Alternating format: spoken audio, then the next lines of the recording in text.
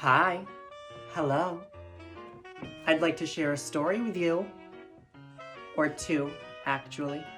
And the theme is streets in New Orleans.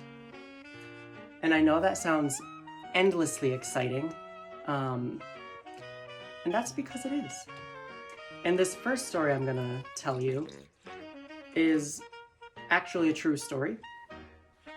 And it is titled Bourbon Threet. New Orleans is my favorite city. The lacy ironwork of the balconies, or galleries as they're actually called, of French Quarter buildings, which are painted warm colors and exude elegance, are just so charming. Street names like Royal, St. Peter, and Burgundy add extra character to the tall shuttered homes as their lanterns flicker orange glows on their peeling paint. Simply, there is charm around every 300-year-old corner. And back in August of 2019, two friends, Sophia, Devin, and I, took a trip down there. While I usually fancy the quiet tours of old mansions and the intricacies of the old city's cultural history, I simply can't ignore the gravitational force of Bourbon Street. It's a nightlife like no other. The street was lit with bright colors of bars and clubs, and you have to yell over the pounding music, roars, and screams of various drunk crowds on the block. Remember the charm I mentioned that New Orleans has? Well, it really peaks with 40-year-old men on the old slanted galleries lining Bourbon Street. Those old galleries seem even older when there's a horde of drunk men bouncing on them. I could just picture the entire front of the building collapsing under the live load, and I kind of wish it did.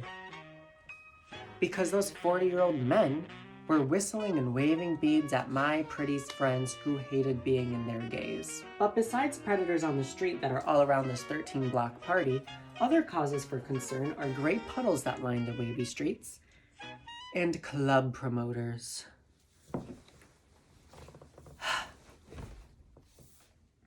Mango Daiquiri is a bar, and there's many of the same name in New Orleans, but only one of them is important.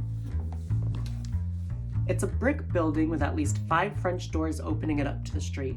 With all of those entrances, there's plenty of spots for the promoters to yell and physically reach out to the waves of people, of fun lovers on the streets. We happened to be one of those fun lovers on our last night there. We were walking along Bourbon Street in an area of relief from the crowds and occasional whiffs of something putrid in the thick air, when a promoter grabbed Devin, who grabbed Sophia, who grabbed me by the wrist, and yanked us into Mango. Immediately we were washed in the blue light, and test tube shot glasses of various colors were shoved at us. Devin took the lead to yell, "We don't want shots," in the promoter's ear.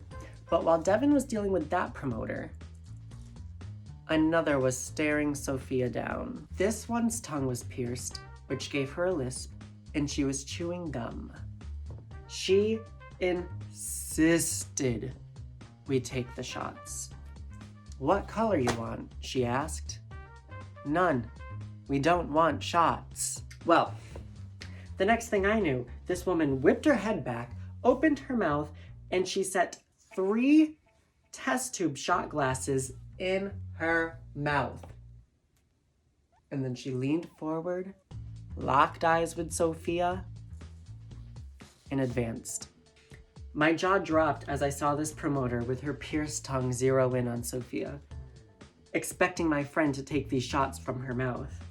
Sophia scream laughed while cringing and twisting away from the shots and the woman's mouth that hovered less than an inch from her face. Finally, she let off Sophia. She tilted her head back, pulled the shots from her mouth, and said to Sophia, "You're on Bourbon Street, not Sesame Street." Then she locked her bulging glossy eyes on me, devoid of self-awareness. Fuck, I thought. She lowered the 3 glasses, now well coated in her saliva, back into her mouth and came toward me. Hysterically, I held her back as the colorful liquor danced in the shot glasses. Her clammy hands were pressed all over my cheeks and the back of my neck, trying to reel me into the shot glasses in her mouth. And to think, Just hours prior, we were feeding parakeets at the aquarium. Colorful birds chirping and flocking around us in their enclosure, climbing in our pockets and bags and pecking our ears.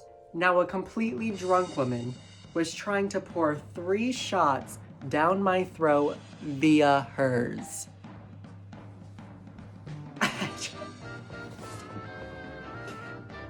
I'll drink to that. She stopped. After much defiance from me, took the shots from her mouth again, and said again, "You're on Bourbon Threet, not Sesame Street." I know, I pleaded, I know. She tried for Sophia again. And when Sophia still resisted, she took the glasses out of her mouth once more, except this time, a wad of gum was stuck to them. Gum stretched from her mouth up to the shot glasses a good 7 inches in the air.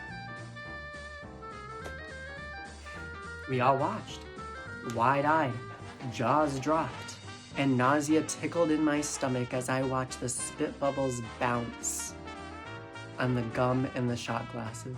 The promoter pinched the gum's connection and scraped it off into her mouth, though a severed wad was still stuck to the shot glasses, which she then pushed into Sophia's resisting hands and said, "They're yours now, you have to take them." Spit and gum all squishing into Sophia's hands.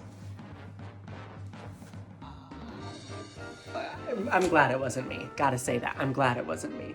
I don't know when, but the promoter eventually took back the shot glasses, and then glared at us as if we did something wrong. We slipped out of a skinny doorway back onto the ever-muggy street where we gagged. A lot.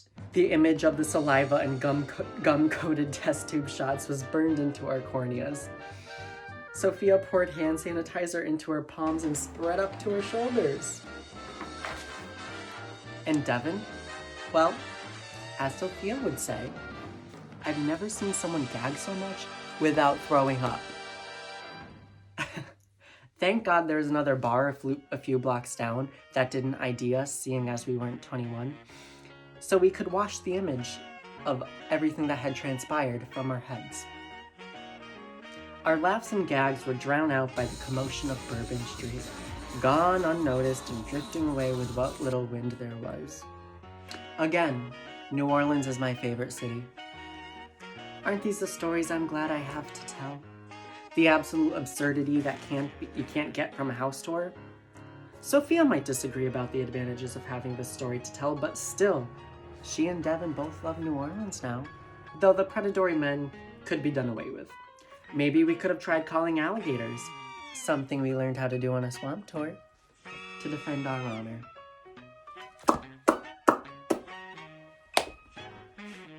Well, that was Bourbon Street, and I will be back again with another story, though not a true story, titled Canal Street, which is just as riveting.